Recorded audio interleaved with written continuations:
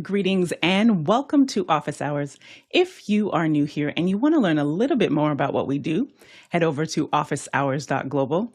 Our first hour, we answer your questions on media and digital productions. And our second hour is something we typically want to spend a little bit more time on. And today we'll be speaking with Clorissa Wright-Thomas with Synergy Public Relations on public relations. So newsworthiness, PR readiness, and is it time for your organization or your business to reach out to someone to help you with your public relations and branding? Stay tuned to the second hour as we dive into those questions with Clorissa. And if you are watching the replay, you can ask your questions at any time, 24/7 at askofficehours.global. And speaking of questions, Jason, let's get into it. Coming in from the QR code, Zach Jeffers from the Great Pacific Northwest writes in, is there no preview and cut in Mimo Live? If there is, how? In some scenarios, I'd like to set up Stream Decks like a mix engine controller, calling up layers and cutting. Recalling layer sets is great, but sometimes you need fast flexibility. Alex? Not that I know of. So it's definitely something we've asked for in the past. That there may be a way to set that up, but I don't think that I think that Mimo, with all of these, we look at how we use them and what makes them work for us specifically. It is, it's not. Again, what I find that Mimo Live is really good at is I'm going to set up a system and I'm going to shoot. I'm going to be cutting things as I go from something that is kind of well planned out. It is a little bit more cumbersome to try to rebuild something during a show. So it's not something that you tend to move in and out of things and adjust them. What it's good for is you settle in and you go, this is the show that we're going to have today, and so that I found it to be very useful. The downside of that, of course, is flexibility. There's definitely shows that this isn't going to work for. The upside of it is that on one little computer, I can put an awful lot of inputs in and I can have, build a nice little interface and build something that, can get me to all the places that I need to go for a certain kind of show. So you just really have to look at with each one of these tools, what are they good for, and what makes it easy to use. And so I've definitely found that Mimo is good for some things, and there are other things I'm still using other products for. So it just really depends on how you're using it. Next question. Another QR code, this one coming in from Kent Kiersey in Salem, Oregon. What's the best way to work with 32-bit float audio on the M2 iPad? Alex? I'm not sure you can. I just don't know what supports. I guess you could run it in Logic there. What Mickey said is use the industry standard 24-bit. 32-bit float is a waste of processing power and storage space in most situations. Yeah, I mean, I don't know. I don't know whether Logic supports 32-bit float or not. I do know that. I mean, again, when I agree with Mickey that 90% of the time, 95% of the time, maybe 99% of the time, a well-recorded 24-bit is going to be all you need. Where it really, when you're in an uncontrolled environment. And you don't know exactly where it is, or you have someone out there shooting that doesn't do this all the time. Those are the places where 32-bit really sings, is being able to have the headroom to be able to know that you could be a little off and you'd still be or a lot off, and you'd still be able to get a good record. It's not the only problem that you have. If you record way too low, now you're dealing with noise floors, and there's all kinds of other things that occur there. So it's not the only problem that you'll have. But it does, protect you from things. Now, I prefer most of the time a 24-bit with a great analog limiter, like something I'd have in a sound devices record to make that actually work. So you just have to decide what you're using it for. But I don't think that there's a lot of support for 32-bit float or easy support for 32 float on an M2 iPad. Courtney? Yeah, I was going to ask. I'm not sure if does Core Audio on the iOS even support 32-bit recording. And that's I don't know about recording. I haven't done much recording on an iOS app from an audio perspective. So I don't have an answer for that. I wondered if apps like Boom Recorder, where you're recording, the situation where you might need it is like you say, Alex, if you can't monitor, if you've got 24 inputs you're recording separate channels on, you might want to do it if you don't have control over all the levels, or you can't monitor all the levels at the same time on whatever device you're monitoring on. Because if something starts going over, let's say you've got a bunch of mics out in an orchestra and suddenly the trumpeter gets a little too close to a microphone and starts blasting in there, 32-bit will protect you from splattering that channel. So it could be useful for that. But like you say, 24-bit will work for most projects. You can set your project up as 24-bit and take any 32-bit files that you get from the outside world and downsample them. I mean, down convert them to 24-bit on the way in, normalize them for 24-bit on the way in and put them on your 24-bit timeline. But, adjust them to the right level before you bring them in. Yeah, I would agree that there are occasions where I'm turning 32-bit on, but the vast majority of the time that I'm recording is still in 24, just because of the complexities of working with 32-bit in a lot of different platforms. Next question. Paul Walhus in Austin, Texas writes in, will AI poisoning protect your original artwork from generative AI? And he includes a link. Courtney? Yeah, it might, but would you want to? The problem with the Nightshade, which is the link that he points to there, is I'm not sure exactly how it works. It says it changes the pixels, but I think it also poisons the metadata, the descriptive metadata that goes along with the picture, so that the AI thinks, if it's a picture of a car, it says, a picture of a family of 4. And when the AI tries to interpret it, it's not at all what the metadata says it is, or the tags, the tokens that are in there are misdescribed. There's two things there. I think both of them were written by the same guy, Nightshade and Glaze. Glaze is a little more gentle. It's not as poisoning. Nightshade apparently can poison the database. Besides the picture itself, it can mess up the whole model, your whole training data, all the training data for other photos as well. So Nightshade is kind of destructive. I would advise against it. It's kind of like, throwing a hand grenade into a room of potential applicants, and you're an applicant that got turned down. It's not a graceful thing to do. I think also if I were an artist, I would want to be remembered, not isolate my art from anybody being able to see it, download it, or use it, to control it so strictly that nobody knows who you are. What's the point, Alex? It might work, but I agree with Courtney. I probably wouldn't use it. I mean, there's so much water under the bridge. I think that the problem really is that if it would be very hard for you to really affect the algorithm, and maybe it keeps your image out of the calculation. But I think that there's, I think that the problem really is that I completely understand artists being sensitive to the fact that their stuff might have been used in a calculation, but I still have a hard time separating that from the fact that I have spent most of my career, building up whole collections of other artists' work to influence how I think about how, I like this lighting, and I like these, I like these colors, I like what they did in that shot. I have whole collections of movies of, I don't care about the movie, I just really like that scene, and I look at it and I think about it, I think about what it did, and I think about why I like it, and all of those other bits and pieces, and it's affecting, and I'm, I wouldn't say, again, I'm like AI, I'm not copying it pixel for pixel for what they did, but it is something that I'm I want something like that. If you look at the attack on the Death Star in Star Wars, that is almost a shot by shot, pull from a movie about World War II bombers that were bombing. They even said red leader in them. It's a really not a big jump for Star Wars. It's just put into another context.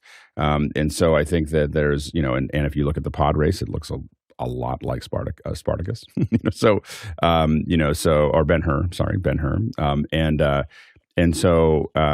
I think that we've based our artwork on other people's artwork since we started making artwork, and so I think that it's really hard to, this is just doing it really fast and making it really available, and so I think that that's going to be the hard part, and I think that it's already got so much data on art. I don't know if it needs new data for news and potentially for new people eventually.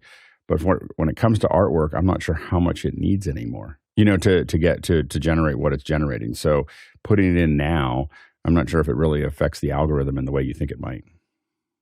And that was a great, just like putting that together, Alex, of when we watch films, when we listen to shows and we get an idea, we've actually pulled that from. I mean, welcome to film class. Film class is, we're going to look at these, we're going to break them all down, we're going to talk about how they worked, we're going to talk about what makes them good.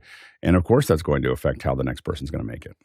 Right. And I think that the challenge, or what is happening and why it's such an issue, is because being credited for, like, this is my work, you're training without my permission or any of those, without my permission, not crediting me, and but artists looking we're not, you're right. That's why I was like, oh my goodness, like that is true. We don't say every single time, well, this was because I listened to this podcast and I read that book and I did. So we've been that's a refreshing, not refreshing. That's a different way of looking at that narrative. Courtney?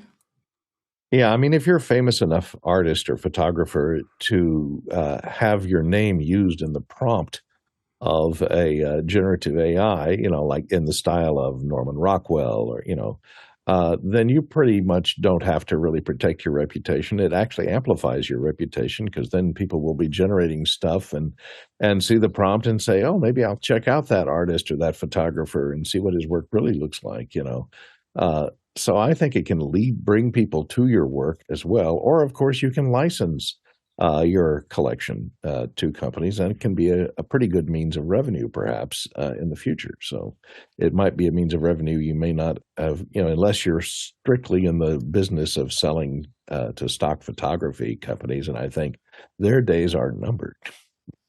And that's what, and just in the comments here, David said, everything is a remix. Like, that's a great line, David. You put that on social somewhere, like ASAP. And that you're right, Courtney, when we look at it, that it is being learned. Because I know when I'll do some prompts, when I'm in Midjourney, there are so many artists I've never heard of, and I actually go and I look them up, and then that's now expanded my horizons. I do think that what Adobe's doing with Firefly could be what, as you're saying, the future of getting paid and credited. I think that they're going to help solve that problem. Alex? And we have to understand that the key is to keep, as an artist, oftentimes, and it's hard because you get really good and you build up a lot of skill sets, is to keep moving forward. There was, when the record player came out, people were upset because people used to have picnics and they would have bands come and play. They'd have the bands come and play, and suddenly record players with those big horns started showing up, and they weren't hiring the bands anymore. And this was a problem for, the player piano was a real problem because they weren't hiring the piano players. And, all of these things are, TV was going to be the end of film, evidently. There were all these things where these technologies suddenly come out and become much more available, and everyone thinks it's over. And then you'll see some artists that simply, we're going to try to get Paul Houston to come on the show at some point. He, to me, is the epitome of an artist that keeps moving forward. He started in the model shop at ILM working on Star Wars Episode 4, like A New Hope. Like, that's what he started on in the 70s. He now is building environments in Unreal Engine. And he has seamlessly every couple of years moved from one technology to another, just going, okay, well, how do I use these tools, and how do I use these tools? And he's the most you'll see when he comes on. He's the most unassuming person that you'll ever meet, but he just keeps on learning whatever the new tool is that's sitting in front of him. And I think that we have to constantly be ready to reinvent ourselves and reinvent our artwork. And I think that the real upset people have is they've invested an enormous amount of time, but that investment it's still there. It's still life experience. But if you try to hang on to it, this is all art is constantly moving forward. Photography, there was a lot of portraits that were done, and then suddenly photography came out, and artists had to find another way to create art, because the kind of tried and true of doing portraits was gone. And but that doesn't mean that the art stopped. It just meant that it had to move forward. Next question. Zach Stallsmith in Chautauqua, New York writes in, has anyone had experiences, good or bad, with the Q function on digital consoles like the X32? Let's see. Yeah, Who I'm has? sorry. I was like, Alex doesn't know. No, I actually, so I'm going to lean this more into Mickey. Mickey said, yes, I use queue functions and scenes whenever I have ample time to pre-program. Otherwise, I just ride everything. Errors in programming equals bad time. So what queues do is allow you to bring up scenes and snippets together. So you can basically set up, I want to go from this to this, and you're going to load up a bunch of things all at one time. And so if you have time to pre-program that, and again, if you're pre-baking a show, this is what we were talking about with Mimo Live. If you're able to pre-bake, like we're going to go to this and this and this and this and this, those cues can be very useful inside of an X32 or other digital mixers. And it really is one of the many things that a digital mixer does that an analog mixer doesn't necessarily do. But it does, in the times that I've used queue functions, and they've been few and far between, I've usually been bitten by them because I didn't, like something changed in the show, and I didn't have, as Mickey's pointing out, I didn't have time to make the adjustment. So then I just kept on, it was kind of limping forward when I used the cues. And so that's the danger. But if you're doing the same show often, or you have a lot of time for rehearsal, queue functions can be really, really useful. If you're kind of on the fly and rolling with it, I wouldn't put them into play. Next question. Aaron Cody in St. Louis, Missouri writes in, work is slow. What are some of the most important and impactful back and business tasks and improvements other than gear maintenance to focus on during a slow season? Courtney?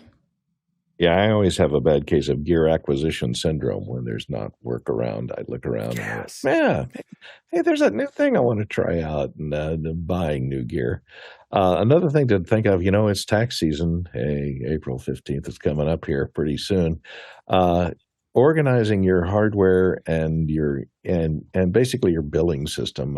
Go through all of your hardware and update the values of them for your insurance list. Make sure you have all the serial numbers written down if you carry insurance on gear, to make sure it's well documented, its value. Make sure you have the purchase receipts for all of this stuff, because those insurance guys keep writing little tiny print 2-point type in there that says, if you don't have the right serial number or can't have proof of purchase of this, it's not covered. So you got to make sure that all of your gear is properly documented.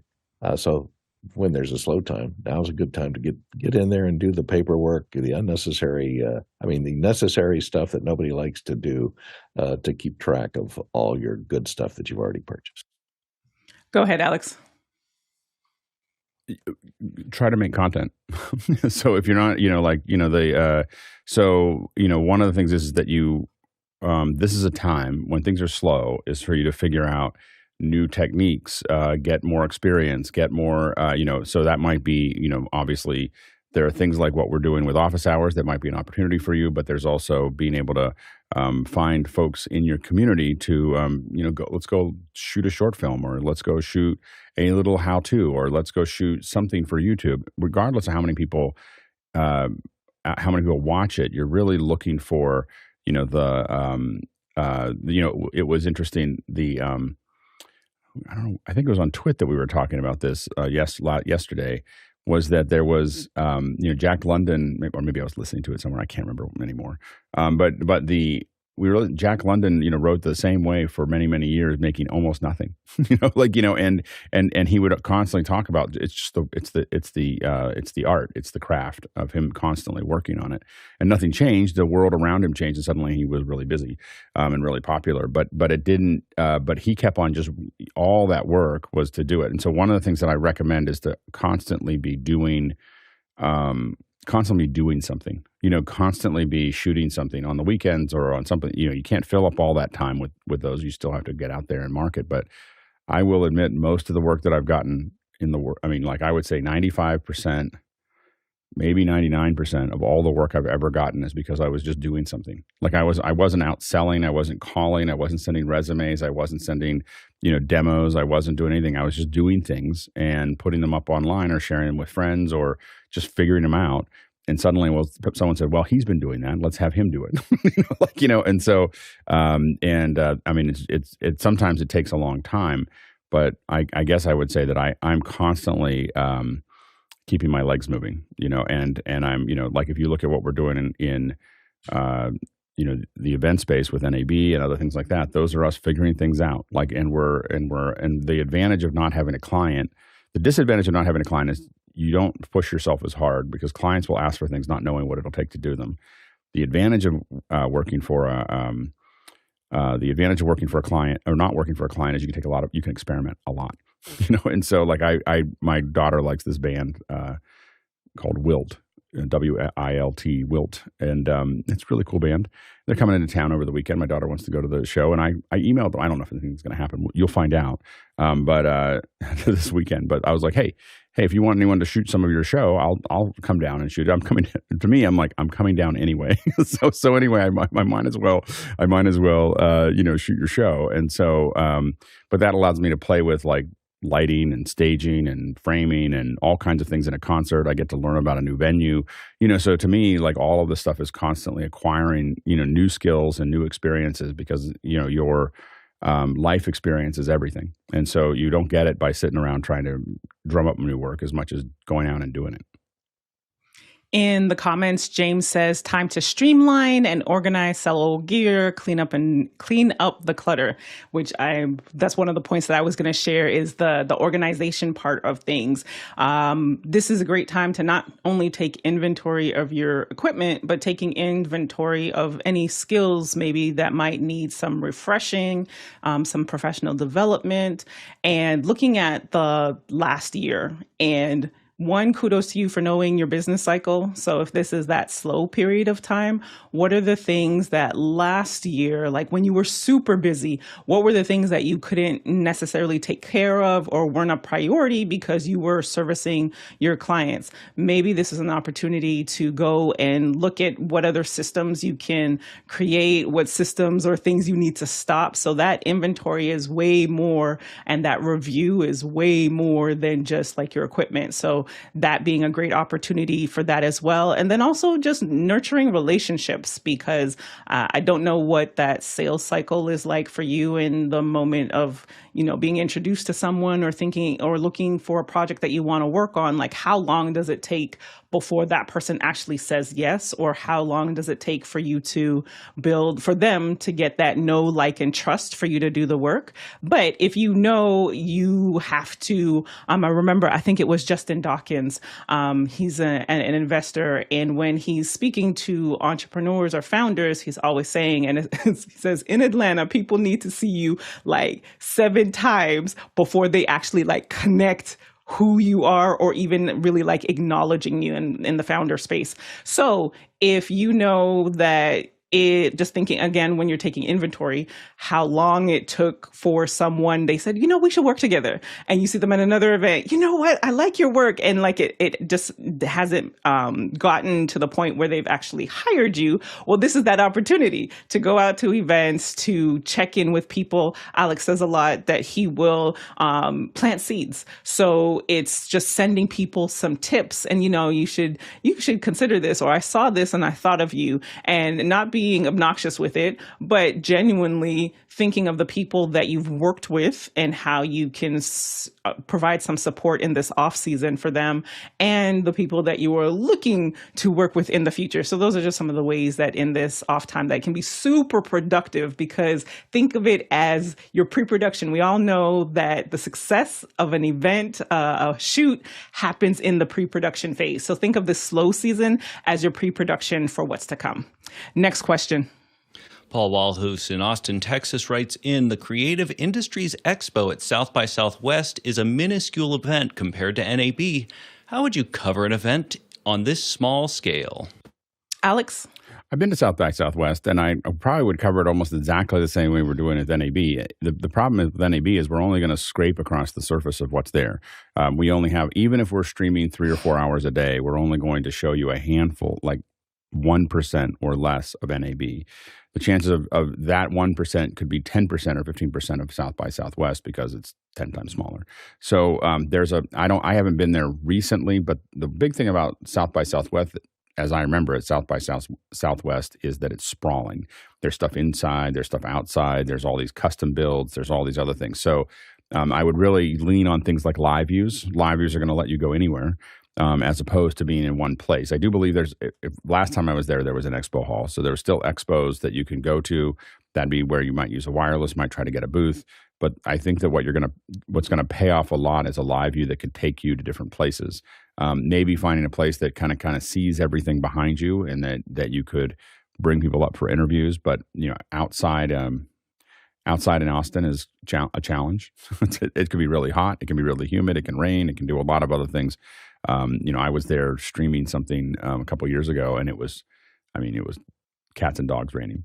And I had $200,000 of encoders in a tent. I was not amused. So anyway, those are things that I would consider there. Alex hit the nail on the head with regards to it being like some of the events being all over the place. And we covered it in 2019 for a client. And that was pre-production, like making sure that you have all, because events, sometimes they change, the schedules change, and making sure that you're prepared from that perspective.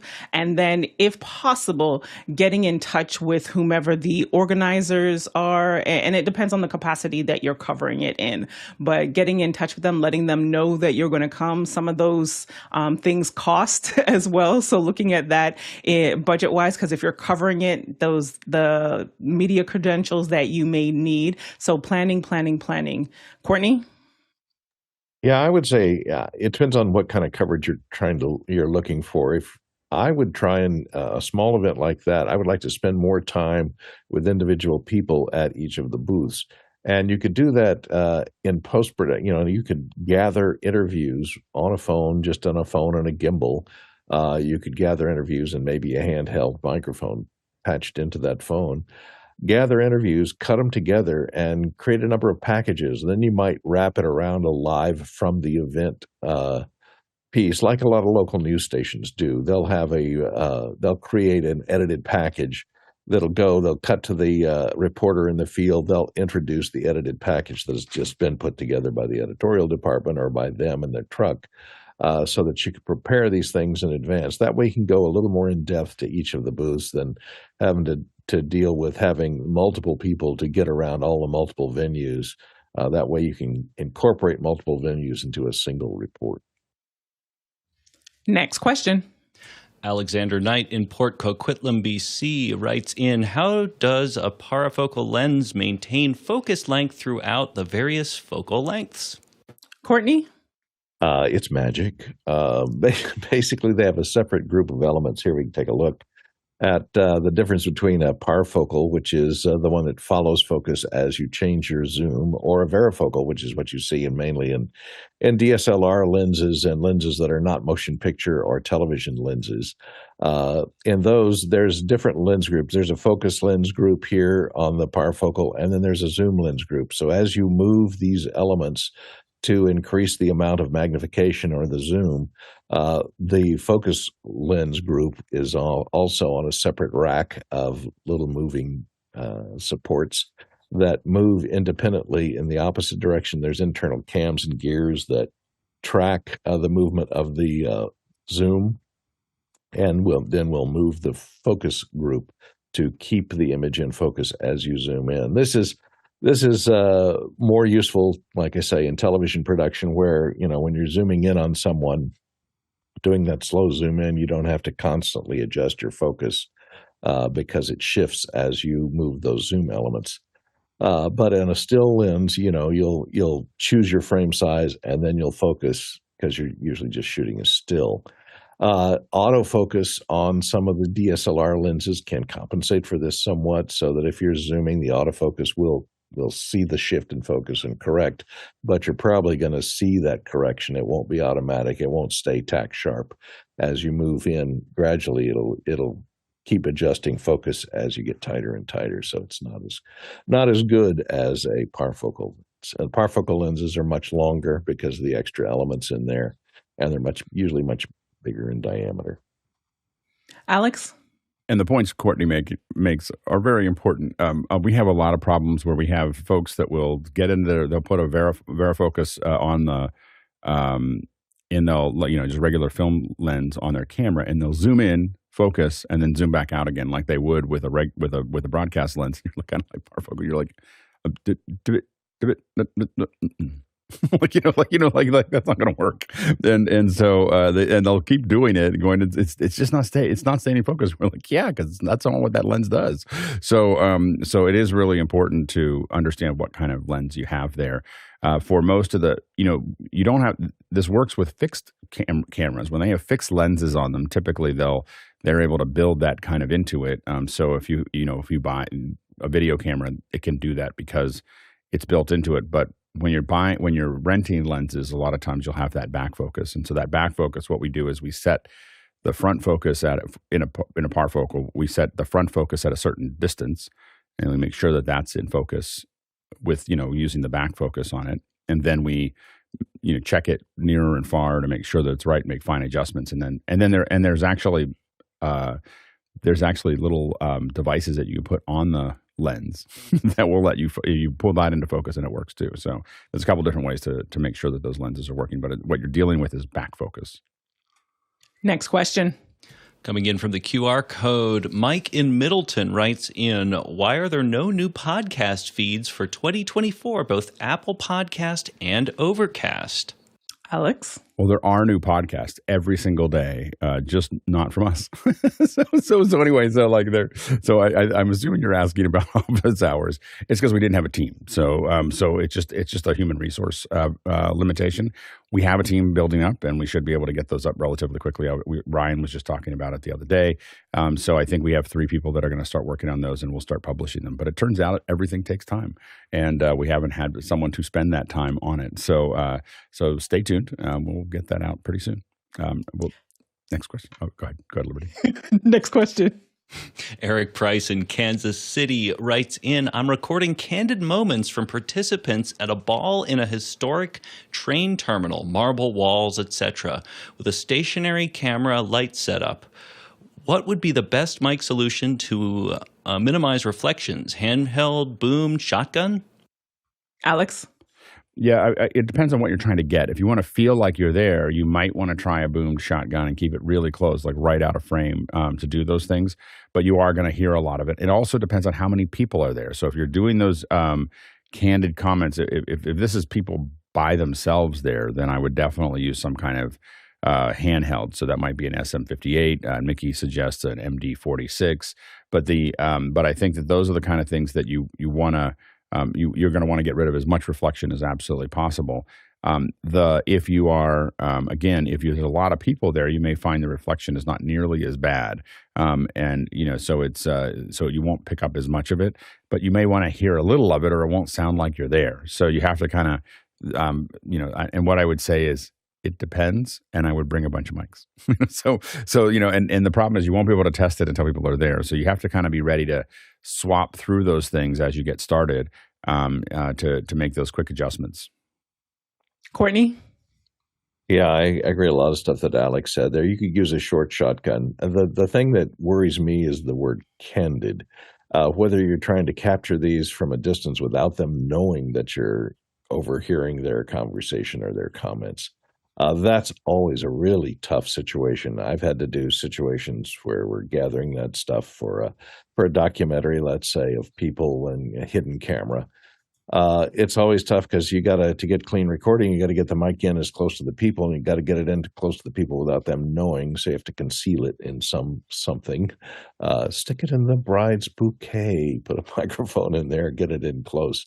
You can use a directional microphone, but then you got to make sure it's operated by someone who knows where to point it and where you're shooting, because you have to have communications between your boom person and your camera person. Because if you're stealing stuff or working on a long lens so that you're not obtrusive, you need to get the boom person in there to put the mic in front of the person that's on camera. So either the boom person has to have a monitor where he sees what the camera is shooting, he or she, or you have to have some comms to say, we're going for the groom or we're going for the bride.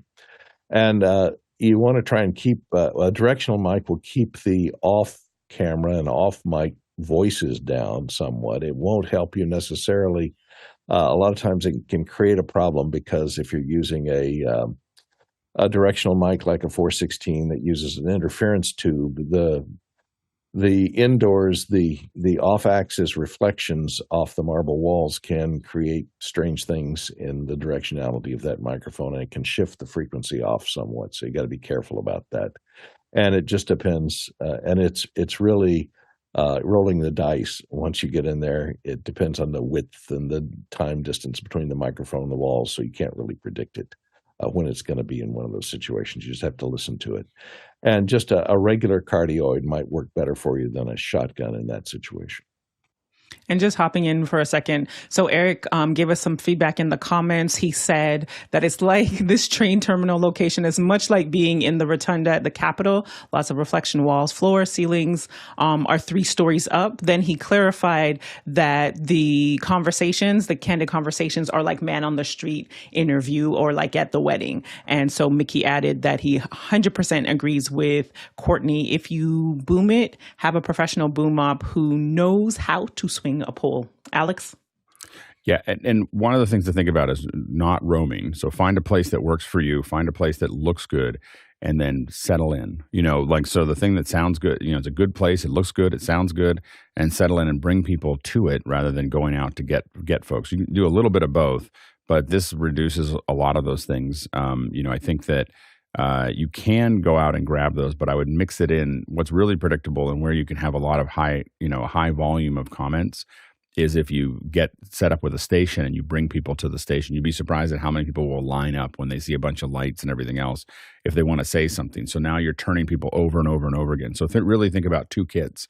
One that's there, it's got lights. You're telling people to go. You have someone like what we've done in the past when we do these, now that I understand what you're looking for, we have their back to, remember that you have their back to it, but what we'll do is we'll put a lot of soft something, whether it's drapes at 100% fullness or something on the other side of us, because remember that'll knock out a lot of sound that would bounce off of something right in front of them. So while they're talking, there won't be as much, so it'll suck up a lot of that. Then we have the lights there so that people, and it also lets people see where it's at. So that when you're pointing to someone, and then what we do is we have one crew that's roaming around because it gets boring if you have one background the whole time. So you wander around and get other things, but you're going to get a lot of production out of a space where people can kind of line up and be and then you have one more person that runs around and asks people if they want to say something and points them towards this. Hey, why don't you go over to that booth and say something? It'd be really great. I'm sure the bride and groom would really enjoy it, or whoever you're honoring would really enjoy to hear from you. And so you have 1, 2, 3 of those people pushing people towards that one space while you have another one that's wandering around, and you can get hundreds of those comments. And you're only going to use 3 or 4 or 5 of them typically, but you want to have something that's high production, and then something else that's getting you kind of flavor. Courtney? And remember, you mentioned rotunda, because if you're in a marble rotunda, it can work like a parabolic mic so that you can position yourself in some spot like Alex said you picked up, but you may find yourself picking up conversations from the other side of the room because of the parabolic reflection of a glossy surface. So be careful about that. And in that case, the best, your best operation may just be to move a dynamic microphone in really close that has a lot of off-axis rejection. And since you don't have to worry about doing it, the candid comments are, people know that they're being photographed. You can stick a microphone in their face. I would mic from underneath as opposed from overhead, because with a hard floor, you're going to hear all the people. And a lot of people at a formal situation, women are wearing heels, which make a lot of noise on marble floors. And so you'll get rid of a lot of that foot traffic sound if you mic it from underneath, as long as there's not a lot of long reflection from overhead. So that's my suggestion. And Alex? Yeah, and I think that this plays to what Courtney was saying, what Courtney was talking about, is that you really want to, if you think about the rotunda here, you might have it something over in this corner, but go and find the place that has the least amount of reflection, because there are certain points that are unusable, and then there'll be certain points that are fine. So that's the kind of thing you want to think about. And then if you build something that's a little bit of a curve of these theater curtains at 100% fullness, that means that there's twice as much fabric as there is distance to cover. So that's going to give you lots of big lumpy, things there to pull up a lot and make it in not straight, but in kind of a curve. And then if you have people here that are being interviewed, their back is to it, so you can see everything, but you're going to be able to absorb a lot of that sound. And then carpet Carpet's useful. Be careful of raised floors because they make a lot of foot noise. So you hear, is what you hear when people are walking around on if you're not careful. So carpet is really useful. Raised floors can be a little bit problematic unless they're super solid. Next question. Walt Palmer in Lewis, Delaware writes in, is there a method to learn who is on the daily office hours panel without having to wait for a gallery frame? Alex? Not yet. We're working on it. so it's in process. So we're working on a process that allows the panelists to sign up and then also allows us to publish that they're coming, and even having little bios of every person. So you can see, like you can see a list of people that are coming that are there. As far as in the production, not really. And there's not any work being done on that. I'm not saying it's never going to happen. I'm just saying that right now we have many fires. And as I said, we have a limited number of, if you're interested, Walt, by the way, this is our classic, I think it's a great idea what you're bringing up. And we would love for you to build a team and work on it. So if you're interested, reach out to us. But right now, a lot of times we look at where human resources are going in this, as an all volunteer organization, someone has to step up. 3 people have to step up before we start working on it. So typically. And to that point, Mickey says, join the crew or be on the panel. So that's another way to make that happen as well. Next question. Scott Hancock in Tokyo writes in, the latest phones can deliver better results than high-end real cameras in difficult lighting at typical events. Do we think there would be a market for an interchangeable lens camera with the magic processing of a phone? Alex. I think it might be a stretch to say they deliver better results. I think they deliver more convenient results. So I think that you're still getting better results, especially in low light, from some of the high performance cameras that we use. Whether those are in many cases Blackmagic, Arri, Sony, all of them are producing Red.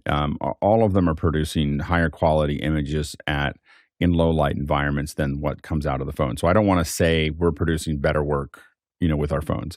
I find it more convenient. And a lot of times I find myself leaning back into my phone when it doesn't matter, but I'm not going to do a major production on an iPhone, and so yet. So, so I think that we have to be kind of careful of overplaying it. And I was, thrown to doing this when I was younger, of thinking that this less expensive camera is just as good as a big camera. But there's a lot of features in the big cameras, and there's a lot of color science and so on and so forth. I will say that your phone can gather amazing footage, and the fact that you can put it back in your pocket when you're done is amazing. But it's not the same as an Arri or a Venice or a Blackmagic or a Sony camera. Those are very different beasts. As far as interchangeable, you already have that. Moment Lens makes a whole series of lenses, and a lot of people have built around their bayonet. So if you get a case for your phone, you can actually put interchangeable lenses. I've got a 50 millimeter over there somewhere that I can put on the end of this on the end of my camera. And so if I use a small rig, put the small rig on this, I can actually then put a lens on it, and the reason you would do that, by the way, is that your 1x lens on your iPhone is the highest quality setup on your iPhone. It takes higher quality than all the other the 2x or 3x and the 5x and the 0.5x. The 1x is the best one, but it's only one focal length to get the very best images. And so what you want to do is be swapping lenses on that, and that's why I use it. Courtney. Well, in answer to your question, yes, there's a market for that. In fact, it's existed for many years, even before phones had cameras in them. And it's since the invention of digital cameras. Notice the Digic chip that Canon advertises in all of their still cameras, which is a image processing chip that does computational photography. It does computational work to clean up your image, reduce the noise, sometimes sharpen the image computationally. That's built into most DSLRs these days. They all have image processing chips built into them for adjusting the exposure exactly and balancing the exposure, dealing with hotspots, things like that. So there is a good deal of digital image processing that's going on inside a chip in most still cameras today, and they do have interchangeable lenses. Next question. Douglas Carmichael writes in, I've been using Claude 3 Opus a lot, and it is a lot more accurate and coherent than GPT-4. Why could that be? Courtney? Well, it depends on the level of how they, how extensively they train the corpus of the data that's included in the LLM. I wish Preto was here to explain it better than me, but yeah, I find that's what they also have different levels of filtration that, like in Copilot, you have three choices of how precise do you want your answer? More creative, more balanced, or more precise? And the more precise, it'll just use the more fine-tuned data. The more creative, it'll insert a different random seed, so it'll let it vary its way with pulling the data out and keep it not so focused, so that it can pull from a variety of sources and not just those that are verified for their truthiness. So you'll get fewer hallucinations. And they do train these models. They have different trained models, and each one of all these GPTs out there are trained differently. Some of them are trained for very specific known accurate information, and some of them are trained with human interaction and human checking on all the tags to make sure that everything is correct when they're generating the data for the LLM model, to make sure that each item is tagged correctly. So it tends to make it a little more accurate. I've found some of the faster ones, the Grok, the new fast super speed LLM that's out there now is pretty wildly inaccurate. I've found that Copilot, which is GPT-4, I believe, from OpenAI, is when you set it on precise, it's much more precise, and it'll even cite where it pulled its information from. And it's usually Wikipedia or some other known accurate source, and it'll put little subnotes down there with a little key to indicate where its information came from. Alex? A lot of what makes a good result in AI is how you ask the question. So if you ask a lot of open-ended questions, you're really depending on the engine to try to make that decision for you. What I find is that what you need to do is you need to define the source of what you're doing. You then need to ask the question of what you're trying to, what is the question that you're asking, and tell it what the target is. So what is your target? And what I mean by that is that you are, you are a physicist, or an but if you say a physicist or a physics teacher, those are two different things to GPT. And then you say, explain quantum physics or something like that, or string theory. Explain string theory to a fifth grader, or to a high school student, or to a college student, or to another physicist. And if you do these three things, I have found that you get dramatically better results. And so I think in those three boxes, there's a lot more to prompting, but I think in those three boxes, if I'm just doing something quickly, you are this, ask this question for this person, or for this outcome. And when I do those three things, I find that I get very good results. And sometimes I do open-ended things, but I don't find that it's that problematic. And I will admit I haven't used Claude 3 Opus or whatever very much. I'm just spending all my time trying to learn GPT. so if I don't have any, like I lean on that pretty heavily, just because I just don't have time to keep on learning the idiosyncrasies of every single one of these. I know that GPT may not be the final one that I end up using, but getting good at it and understanding how it thinks is useful for me. Yeah, the core of it being, as you said, is like prompt engineering and making sure. That was my initial question. And Douglas, we need to get you on the panel one of these days, is prompt engineering. And I would be interested to see what kind of prompts were created to the original question of it's the fine tuning and the feedback loops. Like when so Claude might have different structures and what was it trained on, and then the cycle and the speed basically in which it then refines all of that information and that data that it's received from us prompting. So I would look at those two things as to why it might be a little bit different than GPT. Courtney? Yeah, and you got to remember that in asking an AI a question, it's and trying to get a very precise answer out of it is problematic because the way the algorithms are constructed, they're mathematical algorithms that are designed on averaging. So it'll take, like, for example, I'll ask a question about a piece of software that I wrote. I know the answer. I know I wrote that software and it only runs on an Atari. And I'll ask it about that software and it'll respond and it'll say, oh, this was a piece of software popular in the 80s, et cetera, and it'll get all that right. But then it'll say it ran on the Apple II, the Commodore, and the Atari. Well, I know it didn't run on those three computers. That's because the majority of software released during that period of time did run on a lot of those different computers, 6502 computers, Apple, Commodore, Atari. But mine didn't. So because it uses that law of averages, the statistical weight of everything else, all the other software that's out there, it'll create an answer and say, well, this software must be like every other software in that particular genre and time period. So it'll assign attributes that may not be true because the average piece of software during that period of time did that stuff. So that's how it creates hallucinations, because it's working off of statistical data that may not apply to a specific question or specific item you're looking for. Next question. Paul Wall, who's in Austin, Texas, writes in, how do you manage a team of videographers, editors, and other crew members during a shoot? Courtney? Well, that's generally the job of the assistant director. On the set, once you get on the set, to assemble the group of people, it's usually the producer or a production coordinator to assemble the group of crew members. And once you get on the set, it's the assistant director's job to let everybody know what you're shooting next, where the camera will be if the director isn't communicating that information directly.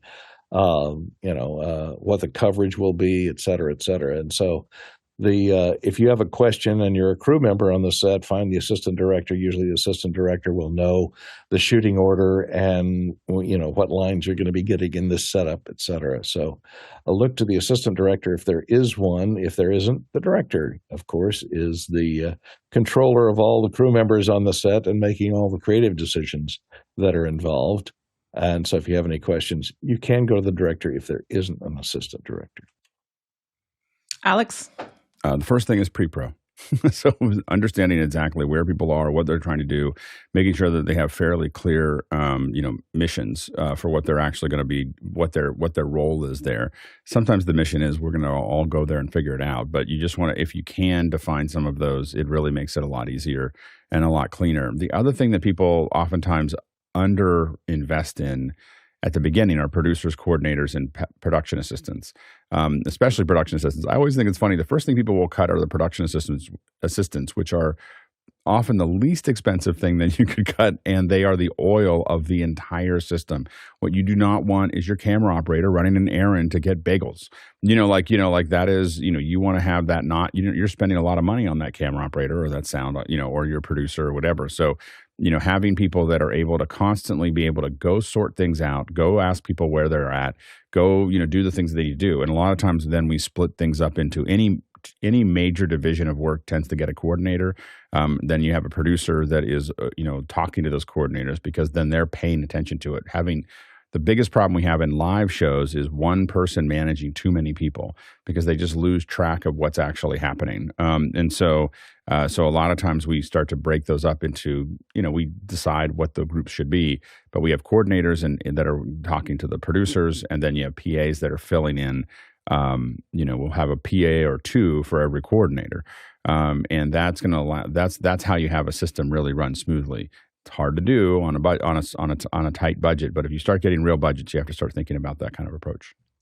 Next question. Ronnie Hofstroy in Tromsø, Norway, writes in, planning to use H2R graphics and need some quick and dirty Q&A solution and pipe questions into H2R graphics just by showing a QR code to the hybrid viewers.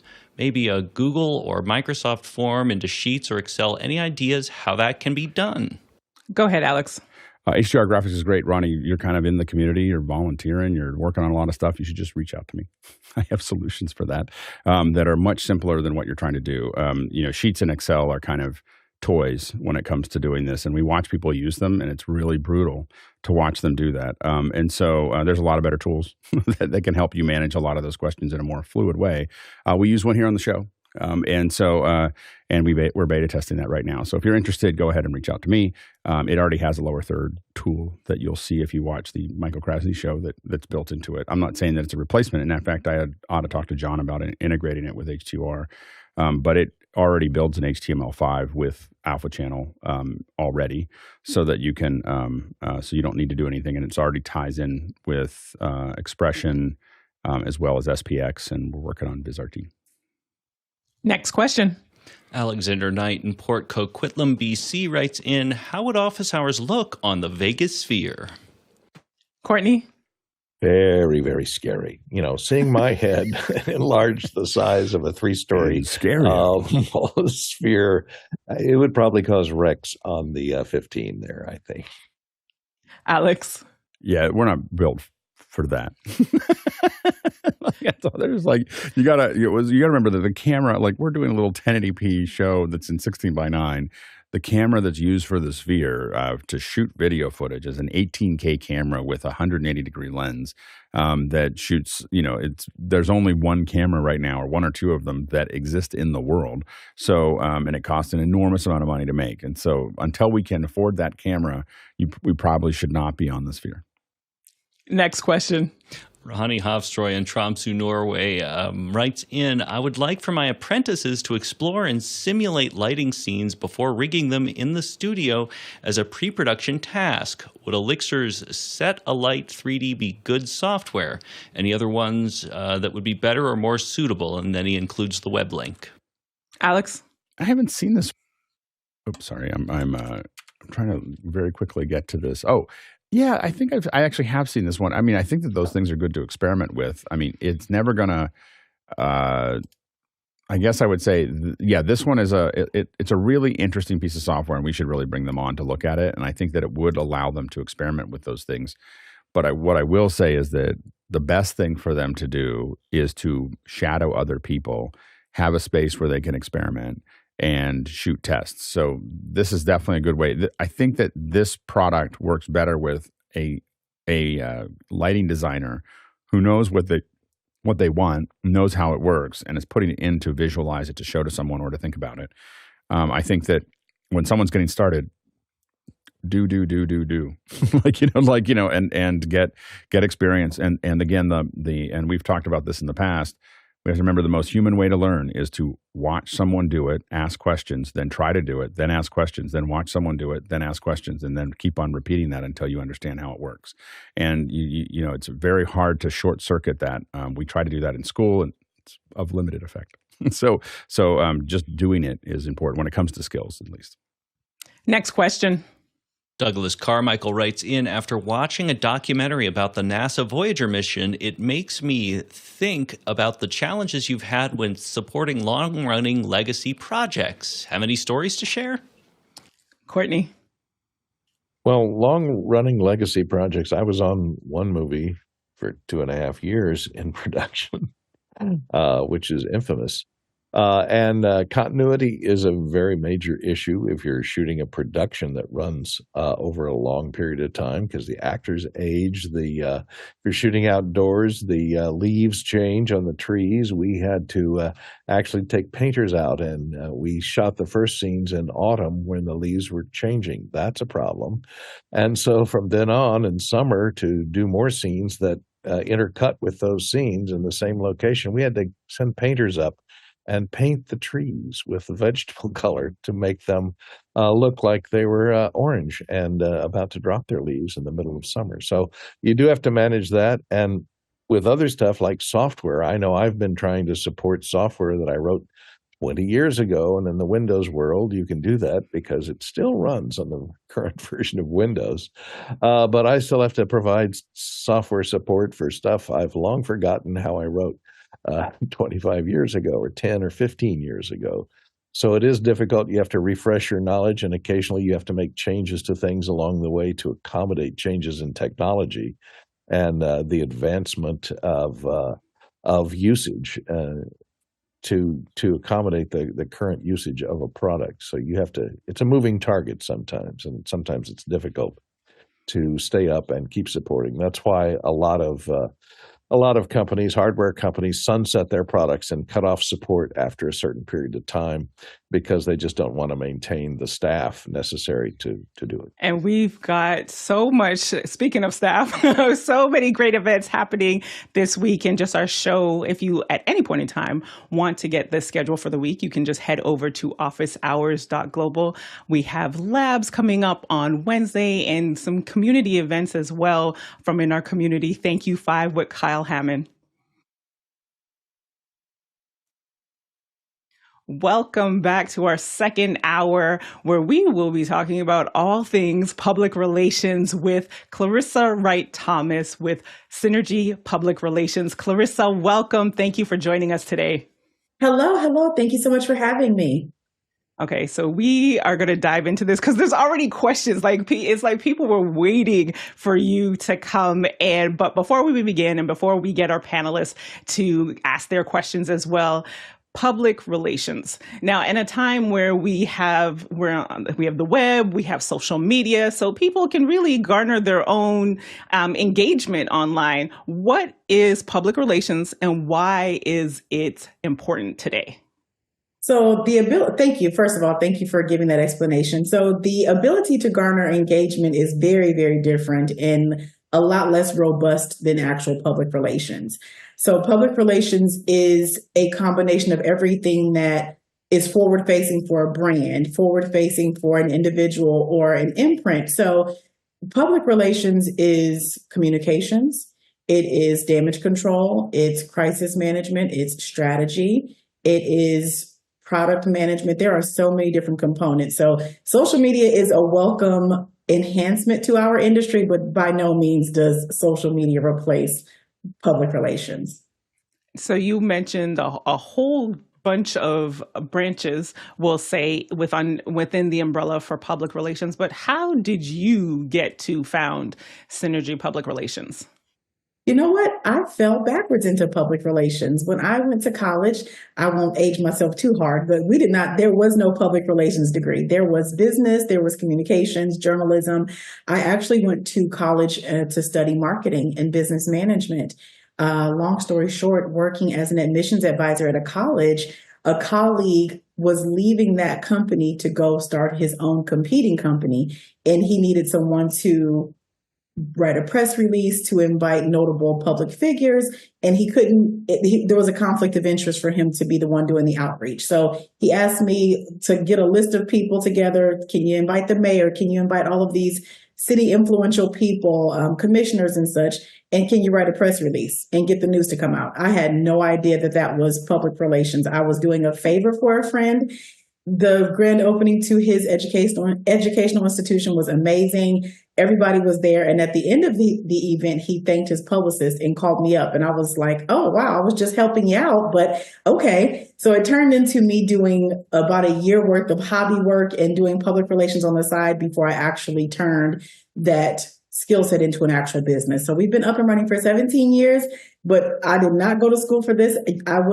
You would have never told me I'd be a public relations executive this many years later.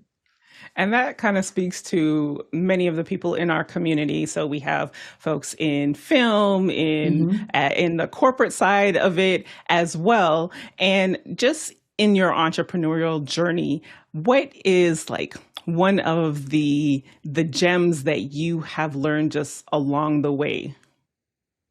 I've learned that pivoting is necessary. No matter how much success you've attained, the ability to pivot is necessary no matter your industry, no matter your level of experience, no matter your number of years with your consumers.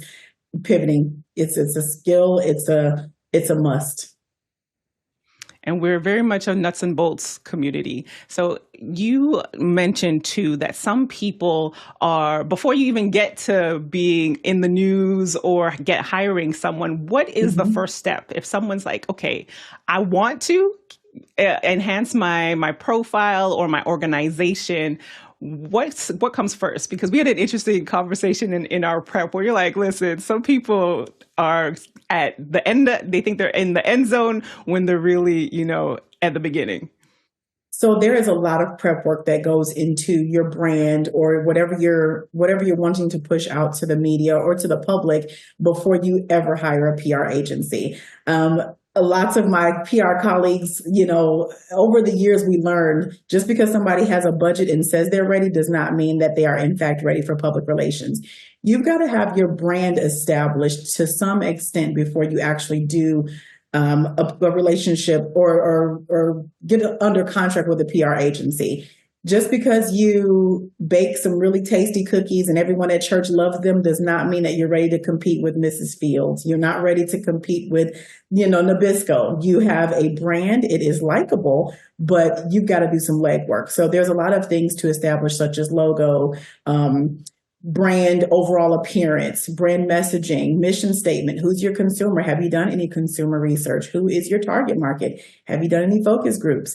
Who's your competition? What are they doing? How does the market stand in your area where you're headquartered? There are a lot of things that go into researching your brand and just brand positioning before you ever get to a place where you're spending money to reach the masses with your product and or service.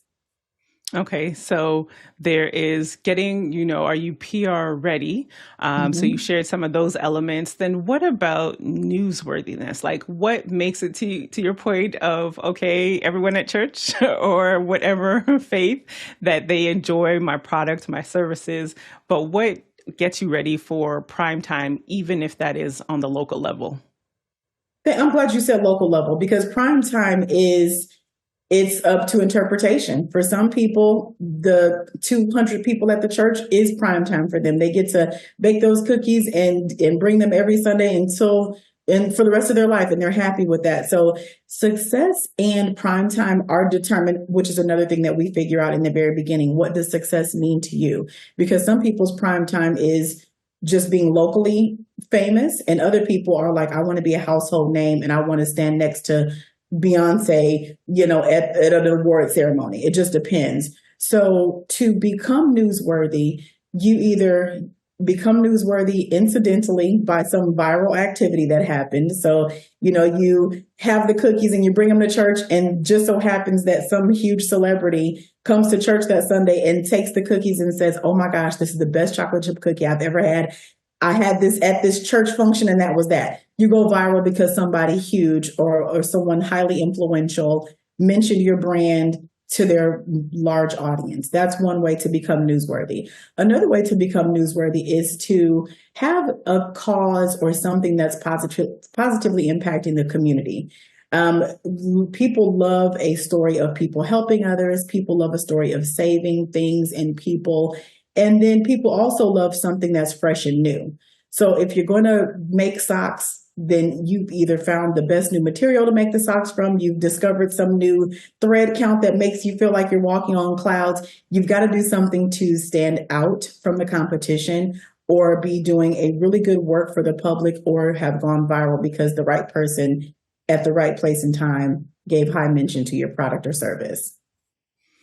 And part of what I hope to accomplish during our hour with you is to really look at what public relations is, what it involves, what, an agency like yours, what does a typical day look like for you? Because I believe that it will really help to understand, like for many of us in the production world, it's like, oh, I can just take out my phone and I'm, a videographer. Although if you've been doing it for a long time, that could be the case. But what it takes to really garner press. Okay, so a day in public relations is never like any other day. Some days we come into the office and there are 9 fires. The first thing I do, I know that lots of people and their best practices warn against checking email first thing in the morning, but that is actually a must for me. I need to know what happened with my clients, their brands, their activities, even their behaviors overnight. So for me, a day in the life is, of course, checking to see headlines, checking to see if anything negative happened with any of the imprints that we manage, and jumping into action if something needs immediate action. Of course, there's a ton of writing. There's a ton of angle creation. There's a ton of pitch follow-up. So our day is on a regular, normal, like boring day, we're writing. We're writing all day long. We're writing initial pitches. We're reaching out to media outlets. We're reaching out to other notable figures to establish partnerships. And on a day full of events, we are in production mode. We're managing red carpets. We're writing sound bites for our clients to make sure they remember to recap certain things in interviews. We are sometimes just down nitty gritty, helping people with statements to say sorry to their audiences or to apologize for things. So, I mean, you could just throw a ball at the wall and we could be in a different place every single day. So no day is the same. That's what we tell our staff and interns that come to work with us. No day will ever be the same. They'll all be exciting, but no day will ever be the same. And you mentioned that of just what fires do you have to put out today? Crisis management. Yeah. What, if you can just delve into that a little bit, because again, I do think that it just provides so much value into what happens. Like we see it on the public side of when something blows up and the life, the news cycle and all of that. But for you, and you've worked on a number of campaigns, what does that look like? It originally starts with a meeting with our client just to understand their take, because it typically when something needs crisis management, it is because there is some sort of outrage that has happened, whether it comes from our client's normal friendly audience. Now they are upset with them for something, or it comes from kind of being caught in the act of doing certain things that are outside of brand for what people expect from you. So without giving too much information, we've dealt recently, we had a major event that we took to a market that typically does not get large events, major event with major talent and major television talent. And unfortunately, one of the prominent television figures had recently had some commentary that was considered distasteful with a large group of people. The group of people happened to be the exact target market that we were going to present this conference. And that damage control looked like a public apology. It looked like lots of written communication to reestablish a narrative. It looked like us opening a forum for those people who felt hurt by the commentary to voice themselves and to have direct conversation with the person who was offensive. It looked like a lot of free giveaways. It looked like a lot of just reestablishing trust. That's one of the hardest things to do. When you are a brand that is known for one thing and you go, I'm sorry, whether it's changing your action out in public, whether it's admitting fault and understanding that you've got more learning to do yourself, it looks like a lot of things that we hope leads to healing and or acceptance of the apology. So damage control can range from, sometimes people just want to give a statement and disappear from the limelight. Other people choose to say, you know what, I messed up. I'm going to be out front, throw everything at me. I'm going to take all the hits and punches and we'll just go from there. So each one of those campaigns depends on the client level of comfort and the position they hold in the world. I like how you said that too, like an apology tour, because I remember a few months ago, and again, to just keep the anonymity, that I had seen a post from someone and people in my circle had shared it so it was coming up in my feed. So I had that narrative. And then I saw an official statement coming from your team and I was like, oh, wow. So it's just interesting, like you said, all of the elements of you getting the story from your client and then being prepared, because especially if there are different parties involved, then that's a whole other, that is a whole other aspect of it. And I do see the comments coming in too. So I want to get to Alex. Go ahead, Alex. Yeah, thanks so much for being on the show. It's really, really great to have you. Thank you. What do you think are the biggest mistakes I got a couple questions, but what do you think are the biggest mistakes people make in PR? As the professional or as the talent? As the talent. Talking too much.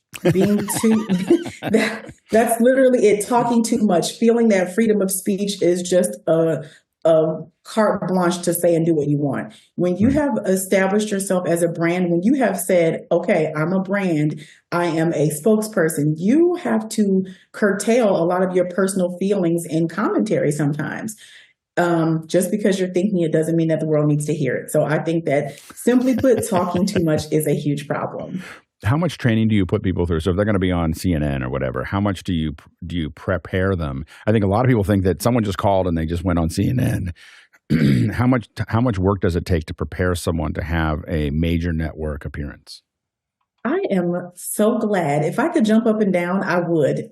I'm glad you asked this question because lots of times in the very beginning of all of our relationships with clients, whether you are a retainer client, which means you hire us to work with you for a number of months, or a project client, that means you just hired us to work toward a quick goal that's coming up in 60 or 90 days, we put every single client through media training. There are 2 phases. Media training, the first phase is just housekeeping, our top 15 do's and don'ts. How to navigate certain tricky questions, how to bring a narrative back if the interview gets derailed by certain things. So phase 1 is a workshop style where we literally sit and we're conversational. I'll throw out some situational things and we kind of work through those. Phase 2, when you're getting ready for something like CNN, we actually do a mock interview with you and we film you while we're doing the mock interview. We ask tough questions, we check your body language, and we watch the interview back with the talent. So, they see how they get fidgety under stress, or they see how their eyes are darting around the room when you ask a certain question. We've learned over our years to show people instead of just kind of lecture them all the time. Sometimes people need to see that they have certain behavior. So yeah, we put people through training, everybody, but rigorous training when you're getting ready to go to television or a damage control campaign, answering for those things, the training is quite rigorous.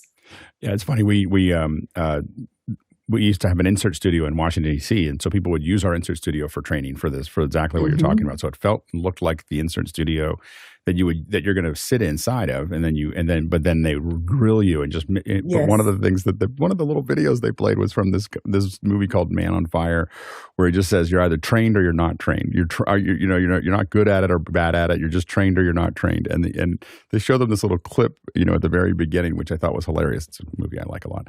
I use a clip. Not to interrupt you. I use a clip of Quentin Tarantino going rogue in an interview that I use to start media training because lots of times people feel like they don't need media training. They're like, no, I know my brand. And I'm like, we're not trying to tell you about your brand. We're teaching you how to be in front of a camera. So movie clips are quite helpful because people relate to them. Yeah, no, absolutely.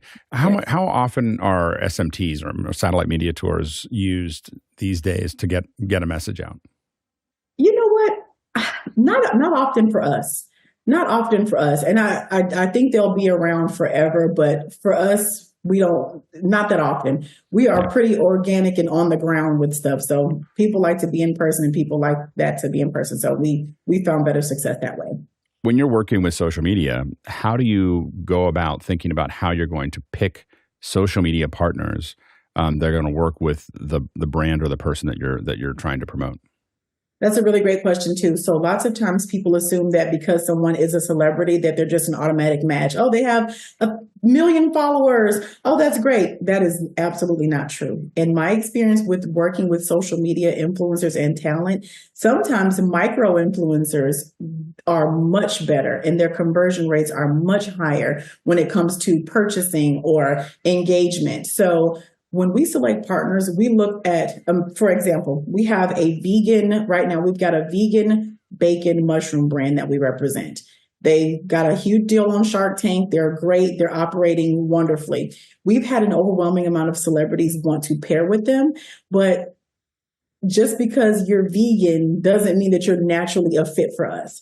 If you have really terrible behavior and you're at the club all the time, your veganism is thrown out the window because we also have moral clauses that we stay within. For this client, they're a family-owned brand. So most of the time,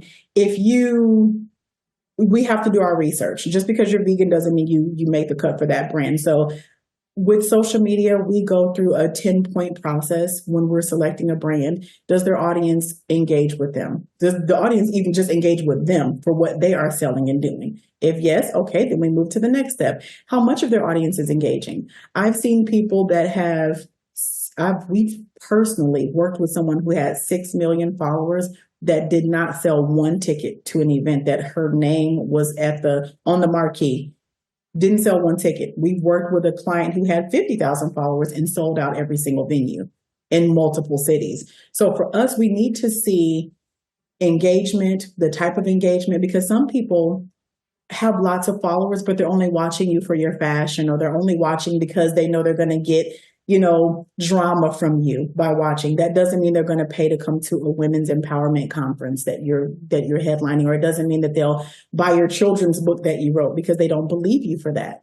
So when we're selecting people to partner with on social media, we need to make sure that there's some sort of alignment, moral similarity, and audience similarity. Courtney? Thanks for coming, Clorissa. You seem pretty young, so I think you're well suited for PR in the current state of media. You may not know. I was going to ask you if you've seen the job change very much over the last 20 years or so, but you haven't probably been in it that long, because before, publicists and public relations people were just in charge of writing press releases, putting people in front of the camera, and controlling controlled environments. These days, with everybody having a phone, everybody having a social media account, and something, a casual, a celebrity is out to dinner and makes some comment off the cuff, and somebody captures it on the phone and it goes viral. How much of the job now of a publicist or a PR person is more of putting out fires rather than putting out information, controlled putting out information? That's a great point and great question, Courtney. So we've been in business almost 17 years. I may appear a tad younger than I really am, but I have been in business since 2006. So we've been out here almost 20 years, and the job has changed. When we talked at the very beginning, pivoting is necessary. I've pivoted at least 10 times. I mean, right off the top, I can tell that I've pivoted multiple times. Social media has been the biggest gift and curse to my industry, because we do not get to control the narrative all the time. There used to be a time where if something bad happened, if you just so happened to get caught on a still picture, not a video, we could go to the news and say, oh, that was misconstrued, or that looked this way, but this is the fact. But when video is running and you have 12 different angles, then you're putting out fires. We always start with our clients to kind of we reverse engineer our strategy based on what we saw and what the client is saying. So the job has changed quite a bit. We're not just sitting behind computers writing and sending faxes with a pitch, hoping somebody picks it up. We're not just writing press releases anymore. Fires used to be about 10-15% of the job. I would give it about 30 to 35% part of the job with every client, not even just people who are doing stuff. Sometimes social media has also created an age where consumers' voices are heard much more quickly, and they're loud. Back in the day, if you had a problem with Colgate, you'd write a letter to the number on the back of the toothpaste box. Now you can get on social media and say, I hate this new whitening toothpaste. It messed my enamel up. And then 10,000 other people can come right under in the comments and say, same. So fire management has increased almost triple in my 20 years of being here. And I also wanted to ask you one more question, is how the most recent development in deepfakes and AI and voice cloning, has that become more of a problem for management? You can claim, oh, that was a deep fake, or are you dealing with those kind of things that are out there now, trying to put out fires and controlling images of a celebrity that may not be accurate or may not be even real?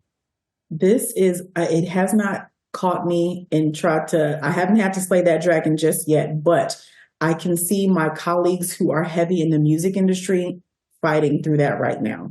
We service clients across the spectrum, so we do work with music talent. But for these, there are complete songs getting created with using people's voices and likeness, and that hinders current music sales and things like that. So in our media training, we do teach our clients to avoid certain phrases coming out of their mouths, just to even not repeating negative questions back to a reporter that has asked a negative question. That used to save us because you never gave the soundbite in the first place. But now with voice cloning, I can see the higher profile you are, the more instances that you'll have to deal with, especially with, these things sound just like the people. So I know that it's a fight that's going to get more rough. I have not experienced it yet, but I know it's on the way. So we're trying to get ahead of it and trying to prepare. Alex? How important is it for a brand to be kind of having almost constant contact with their audience or constant contact with their community so that, does that alleviate, I guess, in some cases, when you start building up all of that trust, when something goes wrong, you get the benefit of the doubt. Whereas if you don't interact with anybody at all and it doesn't work out, that's their only sample of their interaction with you is, you know, what they're upset about. How important is it to stay kind of in constant contact with your audience? It's very important for a number of reasons. For just what you just said, it builds trust and people know your voice. After being a loyal consumer or follower or listener for some time, if people hear something out of character, they're like, no, they don't even feed into it immediately. They're like, no, she's on there every morning giving inspirational. No, I don't believe that she ran over the dog and kept going. I just don't believe that. This is also important. Staying in contact constantly with your consumers is very important too, because if you are a product-based business, they don't want to just hear from you when you're selling something. That's upsetting to know that you only post when you've got a new product for me to try. If you take me along your journey and I get to see a little peek behind the curtain sometimes, and I feel like I'm getting to know you, I feel enjoyment as a consumer that I'm confident in who I'm spending my money with. I feel good. People, buyers and consumers are becoming more savvy too.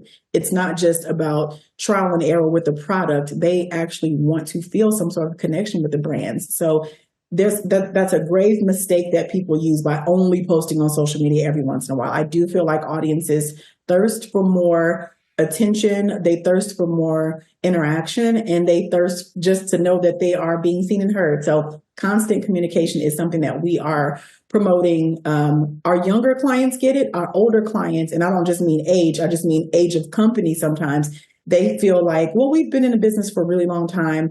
We don't need to do all that. Yeah, you do if you want to stay current and relevant. So yeah, great question. So good. I see Alex smiling off camera there. Before we get to our producers, keep those questions coming, producers. I should have asked this earlier, like who needs a PR firm? Like we went through when you should, but like what kind of person, organization, or business?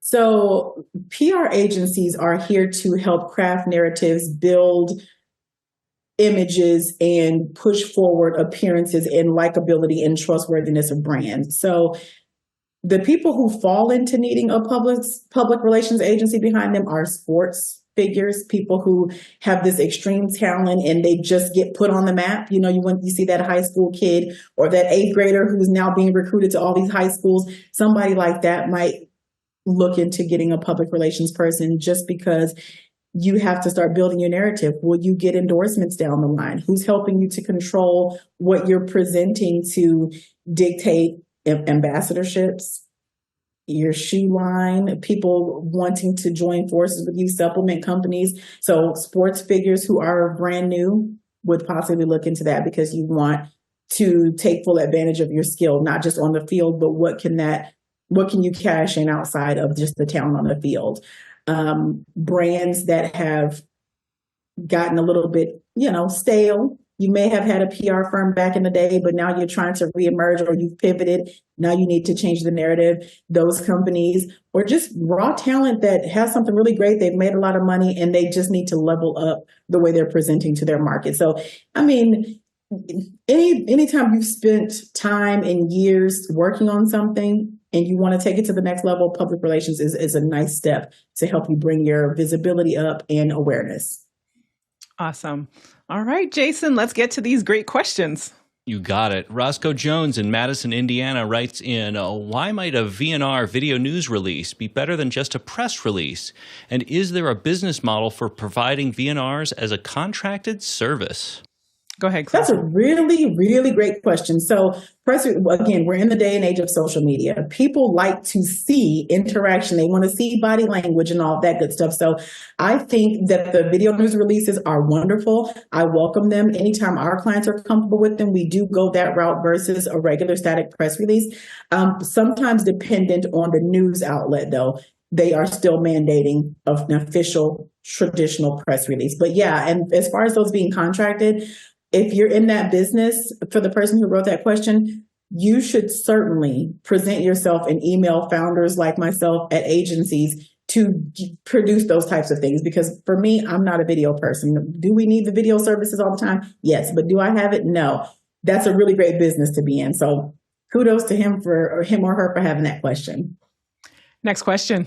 Douglas Carmichael writes in an age where a minor communications misstep can spread across the world instantly, how do you manage PR crises before it explodes? So we try to get to the threat before the threat gets to us. We vet and reread everything that our clients want to put out. It's very rare that I will let a client put out a raw statement from their heart and mind without us looking it over. If we have put something out that still holds one or two offensive lines or words, then we follow up with amendments, or like the previous statement, we would then release a video just explaining how we did the misstep, and just to hold accountability from the jump. We don't delay. We immediately jump right back in there with that amended communication. Courtney? Yeah, I was going to ask in relation to this question, are there any specific tools you use to monitor or search the internet or search social media constantly for your clients' names to ferret out this stuff as it starts before it spreads too far? Yes, that's a great question. So Google Alerts is one of the biggest that we use to, anytime our clients' names or brands are mentioned, we get alerts. And we have all of our clients on alerts here. Everybody on our staff has the alerts, and our clients have the alerts. So sometimes if they're up at 2 a.m. and they know they just did something crazy, they're waiting for me to say, I saw, or they'll just send it to me and say, hey, sorry, I know we'll be having to deal with this in the morning. So yeah, Google Alerts, and there are other systems through Muck Rack or Cision. Those are some major players in the tool game for us as PR people. So yeah, there are alerts that we can set. Alex? I know some brands are, and some of these tools may use this, that are looking at valuing the comment. So if you don't have any followers and you're complaining, it shows up as a lower grade. If you have 100,000 or 1 million or 2 million followers, it shows up kind of as a red, like, hey, there's a large influencer complaining about your product. Mm-hmm. What do you think are the best products out there right now that do that? I like Google Alerts, and then I like Cision. So Cision has a couple different membership levels that if you purchase the highest one, you get every single thing. So it just depends on the level of investment you make as a business owner. And then sometimes if you don't have the budget as an agency, because we weren't always in a position to afford these programs that cost thousands of dollars per month to keep up, we used to have 2 or 3 interns at all times Googling every 2 hours what's happening with our client in their name. So it's possible to stay up to date no matter where you are in your business, but your budget depends on how quickly you can get information, how quickly you can get to those things. Next question. Roland Booth in Jamaica writes in, how can video production companies effectively measure the impact of their production or publication relation efforts? Clorissa? So with that, it's really hard. Metrics are really difficult, especially with videos, because you can say how many likes and views does it get, but that's not really always an indication either. I think that the quality of the videos, if you know you did good work and you know you captured all the points that your client asked you to capture, you're not really responsible for how their audience receives it. So for video people, I don't even think they need to have the responsibility of knowing where it lands after they've done the work as outlined by their client. I hope that makes sense. Next question. Aaron Cody in St. Louis, Missouri writes in, for a very small business, what are the effective differences between marketing and public relations? What does a solopreneur need to know about PR? That's a great question. So marketing and PR are 2 different things. Public relations is earned media. So when you hire a public relations agency, we are not paying these people to bring you on. Marketing typically has an advertising arm where you are purchasing radio buys, you're purchasing time on a screen, you're purchasing banners on websites to promote your product. So you have to think about promotion versus earned media. Lots of times earned media is it's unsure. we have no idea of learning just from meeting you and working with you for a month, how many people. I don't know how long it'll take for Forbes to say yes to an interview with you.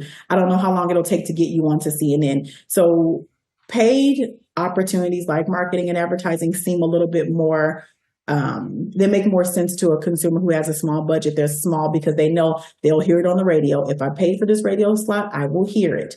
If I paid for this banner to be put on this website, I will see it. People tend to, I would advise for small companies and solopreneurs, if you are, spend your money on the marketing and advertising side first. I'm not saying don't come to a PR agency, because we have just as much effectiveness sometimes, but people are more scared when they come to us when they're small and when they are giving their life savings to somebody to push something forward. So go the route of getting it out there corporate with advertising and marketing first, and then enhance with us. And one of the things that when I think about it, and you can correct me if I'm wrong here, is that when you come to an agency after you've done all that prep work, are things like, well, they have relationships as well. Like I look at it as you're also investing in their relationship. So myself reaching out to a tech PR, we have a campaign coming up. So like a tech PR writer, and that's a cold outreach versus you have a roster of people. Like, is that something that you find that people then are coming to you because they understand that you have, again, the roster that you have? Is it also the relationships that you have that people are investing in? Yes, that is a perfect way to put that. When you hire a PR agency, you're not just paying for them to look at your stuff and figure out how to get it out to the media. You are paying because of the almost 20 years of experience I have. I've met people at every publication you can imagine, unless you're like super granular. We had a pet brand one time that was really granular to one type of pet. And I'm like, oh, I don't have any friends in the King, whatever spaniel industry they were in. I'm like, oh my gosh. So you are paying for relationships. I've been in this industry for almost 20 years. I've produced a lot of events with major magazines. We have attended and have become close to all of the producers for all the major award ceremonies. We are friends with the local periodicals. Like, so yeah, you're paying for relationships and you're paying for the ability for us to make things move a little quicker sometimes. But I don't want people to get that confused with just because I know this person is an automatic in. News cycles are not dictated by me. We're in an election year, and I know people are going to get sick of hearing this. When there is an election, like the presidential election taking place, it's very possible that we could have all this great stuff lined up and it all be booted a week out, 2 weeks out, because the sitting president's coming to town. Whoops, nobody cares about your fashion show, or when a major there's a major loss. Like the day where I had to reschedule the most media in my life was the day Kobe Bryant died. It didn't matter what relationships I had. It did not matter who I knew. Everything we had slotted for that day and the rest of that week was canceled. It didn't matter. So you can't say just because the relationship exists means everything that we ever do is going to push through. So the relationships are good. You are investing in that, but just don't let that be the 100% of what you're relying on. Next question. Hodges in Tuolumne, California writes in, for PR folks, when an industry-leading client company's actions don't match its stated goals or mission statements or fails to meet expectations they have, sorry, I need to switch the screen, expectations they have set to the public, how do you approach this? How does it affect projects? Seems like a PR nightmare. It can be a nightmare. It certainly can. And this happens quite a bit in product industries where people are acquired by a larger company. I've seen there are 2 campaigns that we've been brought on over the last couple of years where hair care brands sold to the majors and the product changed. The formula changed. Bigger companies know how to push more products, how to manufacture quickly. They know how to do stuff. But if you're whipping up this magic potion for hair in your kitchen, you're the one doing it. You know that you're using 1 part carrot oil, 1 part so-and-so. You're doing this by yourself. So you keep control of the quality of the product. When you sell to somebody for $1 billion and they say, we don't need 1 part carrot oil. We can use half of what she was using. It's still the same product, but it doesn't affect the hair, skin, or whatever you were using it for the same. So we had a client who changed their formula and everybody's hair started to fall out. I mean, chunks of hair missing, quality of hair was different, texture changes, and the brand for so long just kept blaming it on user error. We had to go back to the original mission statement. Okay, who created the mission statement? The person who was in her kitchen making this in the first place. We had to go back to the original owner who was removed. She was removed by that time, but we had to bring her back in to reestablish trust. The company had to promise to bring back the products and services as they were when they acquired the company. So it is a PR nightmare when you have to fix the wrongs of a corporation, especially if it didn't come from the original founder. That's when the problem happens, because all the hate went to the original founder. It wasn't even her fault. The company that bought her changed everything. So reestablishing trust, emerging with a familiar face, and then just telling the truth. We changed the product. We thought we were being more effective. We were wrong. Yeah. Next question. Eric Strand in Essex, Connecticut writes in, good morning. Any tips for explaining and teaching production to less experienced PR people? Why does production cost what it does? Why quality should still matter? Thanks. That is a great question. And we, as an agency, believe in continuing education for our clients. So we don't only just do the training that we do, our media training and all that such. We bring in our partners. So our partners who do video production or photography, we bring them in to actually have workshops with our clients to tell them what to expect. You get what you pay for. Okay, so if you want to get the $100 photographer, no slight to anybody who's charging $100 for photo shoots. Bless everybody who's operating in business. However, there is a huge difference in quality. There's editing that needs to be done, and level of experience comes with a higher price. The ante is up when you get to working with certain brands. So for us, we do have an educational component. When we're taking our client to another step in their process with us, photography costs this much. Here's why. Video production will cost this much. If you want this product commercial to look infomercial ready, then we have to go with an agency that has better tools, better equipment, better everything, so we can look like the people we're competing against when you get to the screens. So yeah, that's education. And that is on the responsibility of the PR agency managing that client. Next question. Roland Booth in Jamaica writes in, what role does social media play in public relations for a video production company, and how can it be leveraged effectively? Can you repeat that for me? I'm sorry, my audio dropped for a second. Sure. Roland Booth in Jamaica writes in, what role does social media play in public relations for a video production company, and how can it be leveraged effectively? Social media is huge for video production companies. For agencies like myself, we rely heavily we outsource a lot of that. So it's highly instrumental. You see people using their phones, and while they can still reach people, at some point it becomes about quality. For me, I'm always quality over everything. So I think that the relationships with video production teams that have the proper editing, that know proper lighting, and they've done case studies and focus groups on how stuff relates to consumer markets, I think it's really important. So highly important and highly necessary. Next question. Peter Junison in Sweden writes in, how do you manage and prioritize the ever-expanding channels of communication and social media? Social media is huge, but I love that this keeps coming up. So everybody has their turn reigning as king in social media. Right now, TikTok is like reigning champion for everything. Even people like myself, I'm 43 years old, and I thought TikTok was for the children. Seriously. I'm like, I don't need TikTok, but my younger staff that are 20 years younger than me are like, we need TikTok. We have to have TikTok. And I did not want TikTok. I thought I was advanced with Instagram. TikTok, however, has converted at a higher rate our consumer inquiries. So they're all necessary. So we prioritize based on what the client need is. Some of our clients prefer to stay on Facebook because that's where their 40 and up age group clients are. They don't care to come to TikTok because they feel like what I'm doing is received well here and I'm going to stay right here. We prioritize based on what the client is doing, who their audience is, and what type of outreach they're looking to do.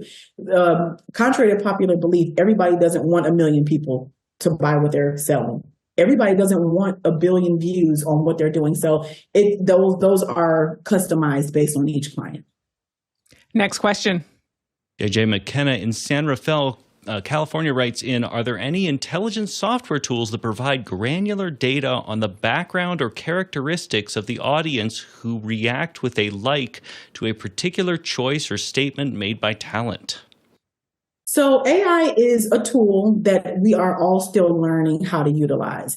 I've used AI to help us with statistics. I've used AI to help us with data collection. But just like any other programming, it's all about what you put into the system in the first place. So I think that AI is something that we don't need to rely on all the way just yet, because it still requires a fine-tooth comb, even when you've used a super powerful system. I like AI. As a person who writes for a living, it can be helpful when you have tools that help to remove some of the granular stuff like they mentioned. But I think you should always still keep a human component no matter how much AI you're using.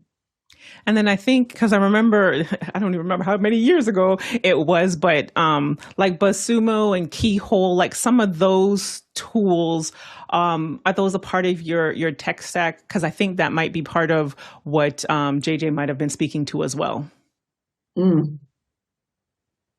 So for me, technology is a lane that I stay to the left of. I usually outsource. When it comes to new technology coming, I'll just be very honest. I stay in my lane and outsource as I need. And AI, Liberty, you were actually one of the very first people in AI that I knew personally. And I'm like, what is this thing coming? So I typically outsource for that. So apologies if I didn't answer that to the fullest extent. No problem. Next question.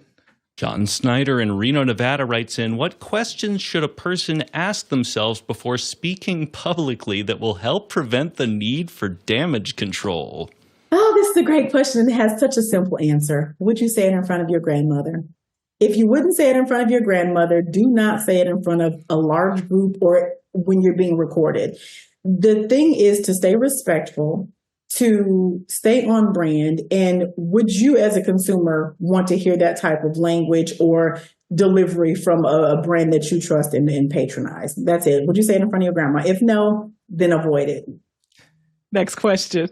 Douglas Carmichael writes in, what have your experiences been coaching independent professionals to work with social media influencers as opposed to traditional media personalities?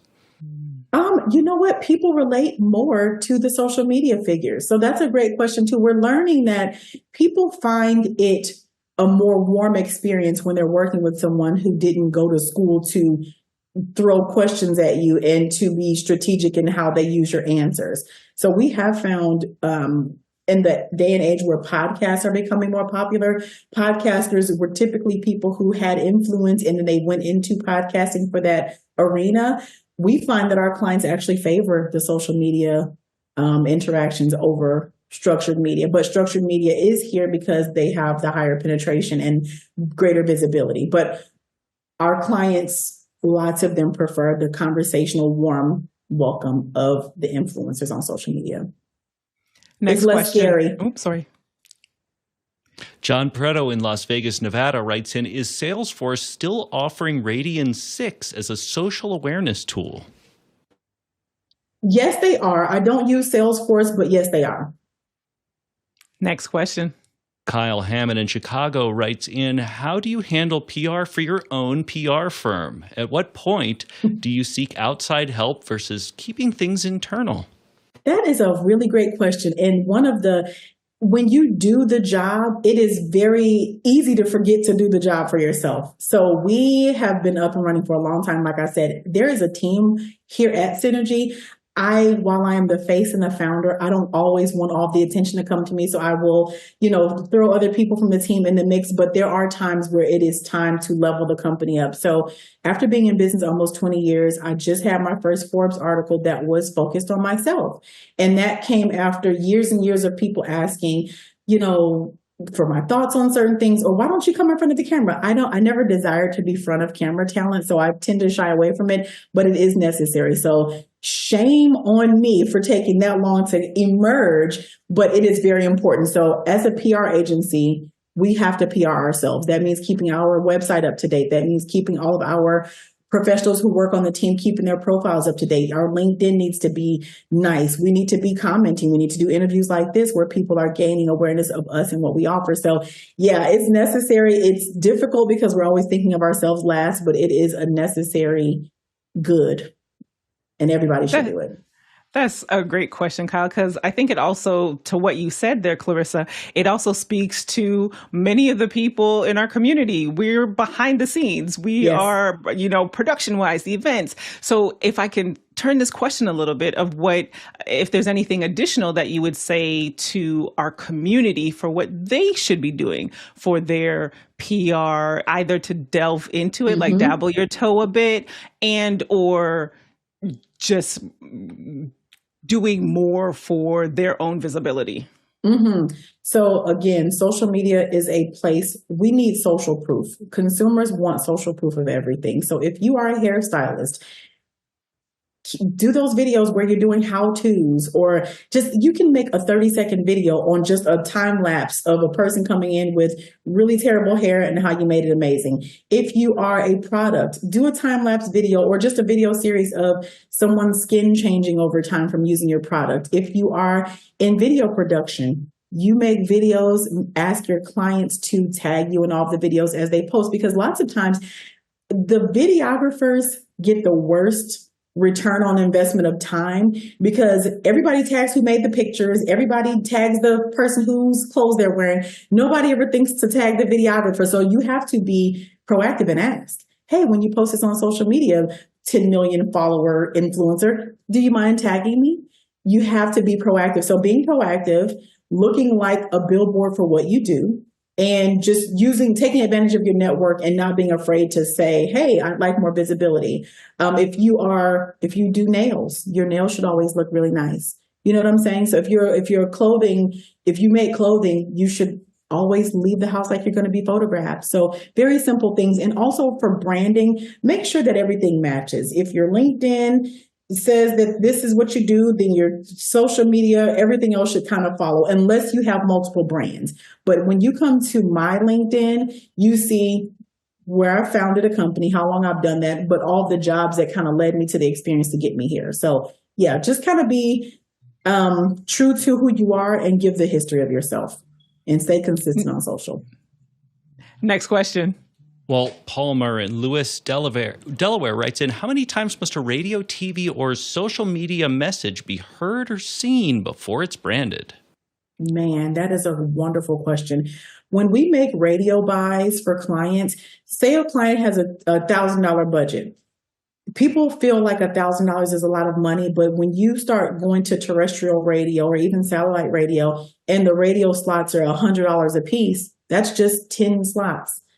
How many times do you have to hear, like there are some commercials I hear from these lawyers and certain 1-800 something pain. Like I know them because I hear them daily on every news cycle, on every radio cycle. I believe research, if I'm not mistaken, has said 100 times for you to hear something, for it to start to sink in and actually be something to pay attention to. Next question.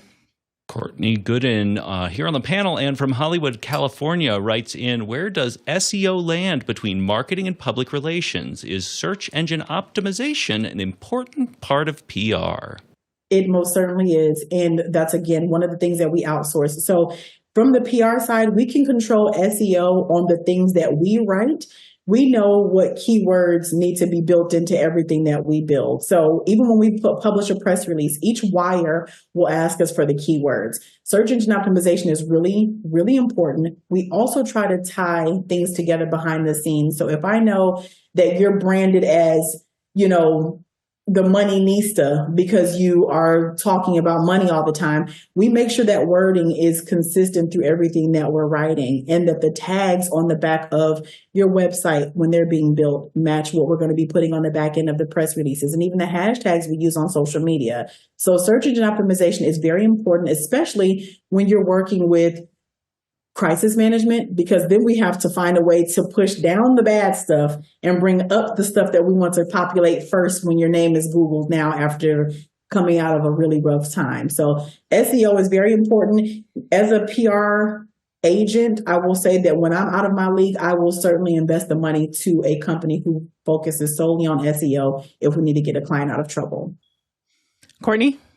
Yeah, you just answered the question I was going to have. If you outsource that to a company that specializes in that, or did you have a department that specializes in that? It sounds like you outsource it. We outsource for that, and hopefully one day we'll bring that in-house, but that's another industry. It's another industry completely. So I'm perfectly fine investing in an agency that is solely focused on that. Next question. Roscoe Jones in Madison, Indiana writes in, who has been your favorite client so far, and who have you enjoyed watching become more PR aware? Oh my goodness. We're not trying to get her to lose clients. So here's the thing. I say this all the time. It is the same as having children. You can never say which child is your favorite. You can, however, have really amazing moments with each client. So what I have found is our clients who are less famous that become really popular under our watch are the most rewarding. And we, feel all the feels when we go to bed at night because we saw you grow. We saw you take your baby steps and walk. So all of our clients are valuable to us and we love all of our clients, but the ones that give us the biggest, hug virtually is the clients that we've seen grow and reach the wish list that they put out in front of us when they brought us on board. Next question. Robert Licorum in Elmont Shore, California writes in, how would you PR a large snack food company who has experienced a drop in taste and quality after outsourcing their bakeries? See, we talked about that already. We talked about that with the hair brand that outsourced and quality dropped. We would originally, if the old formula is not what's being used, then the common sense thing would be to go back to the old formula. That question requires a lot more granular questioning that I would ask.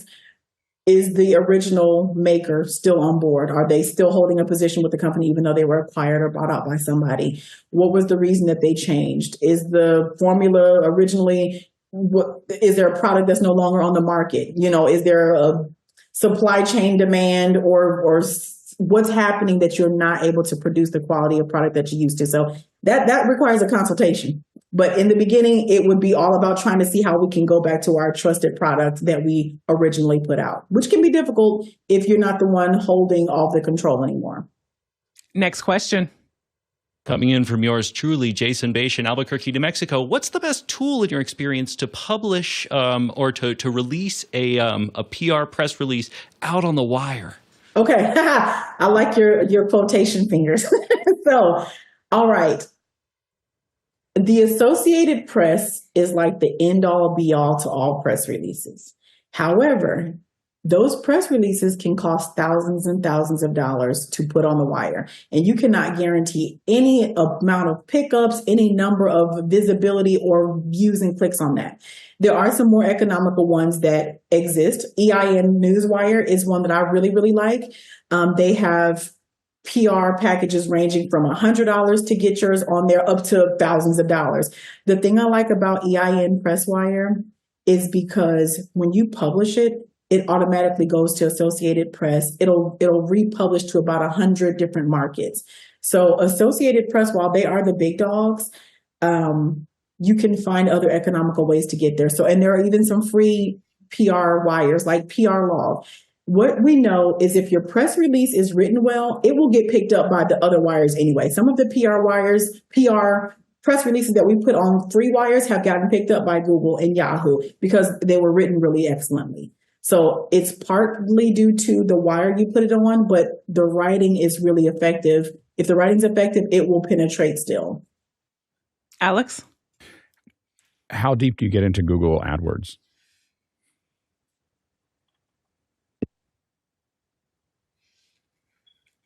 Oops, I'm sorry about that, guys. Can you hear me? Yeah, we can hear you. Yeah, we can hear you. Okay. So Google AdWords is, we go deep. We go deep, and our clients, we make them carve out a budget for Google AdWords. So we go deep, and it's actually a mandate for us. Once we start managing a brand that's growing, we do It's a part of our monthly budget. We build that in for our clients to know that we're using a portion for AdWords. Yeah. Next question. Roscoe Jones in Madison, Indiana writes in, what motivates you to keep doing what you do? And who have been your best mentors? So the things that keep us doing what we're doing are really heartfelt events and clients who appreciate the work.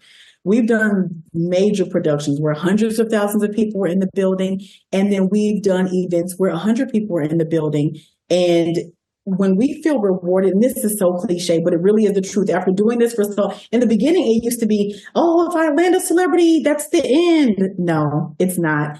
It's the heartfelt stuff. So for us, we had an event yesterday, an agency or a company that puts on women's empowerment events and gives back to the community, helps homeless women and things like that. Those are the things that are our favorites. What was the second part of that question? Because it was juicy and I wanted to answer, but it slipped my mind. Who are your best mentors? My best mentors. Kelly Catrone. When I got my start in this industry, again, I told you I didn't go to school for it. I fell backwards into it. So I started to research the most successful or the most visible PR agents. Kelly Catrone worked with everybody from Madonna to Michael Jackson. And I loved her no holds barred, hard hitting approach. If you have to cry, go outside, because it was a man's world in the beginning. PR used to be predominantly male. So if you were a woman, there was natural expectation that you'd be crying all the time if something went off the rails. So she had this formula. If you have to cry, go outside. She's somebody who I followed and modeled a lot of my earlier business model. I modeled around her, how she ran her agency, People's Revolution. So Kelly Catrone was my girl. And then a number of others over the years. That's such a great question, Roscoe, because we like to end on such a high note. And Clorissa, I want to give you the last word super quickly. But I'm just so happy that you were able to share and all the questions that came in from our community. Absolutely. Well, I'm grateful to be here, and I'm glad for PR to kind of be a highlight for today, just because PR is everybody doesn't know what we do. Even to this day, people confuse publicists with publishers of books. It's like, no. So PR is a tool that can help advance anything that you're doing.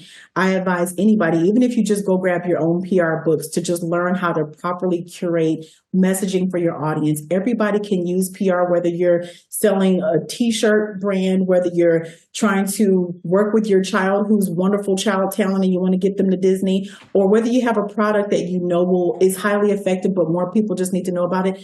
Research, do your investment, even if your investment is just in yourself to be trained a little bit better, to learn your market, or save up and put some money in an agency that you vetted. So PR is a wonderful tool. I will use it forever. And some very famous people, including Bill Gates, said that if he had $1 left, he would spend it on PR. So that says it. Wonderful. Thank you so much, Clorissa. Where can people find you? They can find us online at Synergy PR Services, our website, Synergy PR Services. Everything across social media is Synergy PR Services. Fantastic. Producers, you did it again. Thank you so much for your wonderful questions. To our panelists for holding it down and adding your insights. And of course, to our back-end team, for without which none of this would be possible. And let's see, we have traveled 83,000 miles, 133,000 kilometers. That's 657 million bananas for scale. To find out what's happening for the rest of the week, head over to officehours.global, and we will see you in after hours. Bye. That was excellent. Thank you. That was really so fantastic. Awesome. Thank you all so much. I appreciate you. Thank you for this. Thank you. Have a great rest of your day. All right. Take care. Thanks, Bye. Clorissa. Thanks, Clorissa. Okay. Laying down the truths. That's good. That's right. Right. Yeah. Don't forget your said- flak jacket. Right. She said, if you would not say it in front of your grandmother. I think of my kids. That's part of how our show looks now, is that it's that I was like, if I'd be uncomfortable with my kids hearing it on the radio, I don't say it. Like I just Kid tested, grandma approved. Yeah, although my kids are in high school now, so the rules have changed dramatically. So I But have you to, didn't mention if you're drunk, don't go out in public at all. That would be nice. Yeah. Put a Now I have to go breathalyzer on find your that door lock. Quentin Tarantino clip that she mentioned. oh man. Oh, I've got to find that. There, in addition to that, like you're trained or untrained, what I didn't mention on the show is they have a whole like 5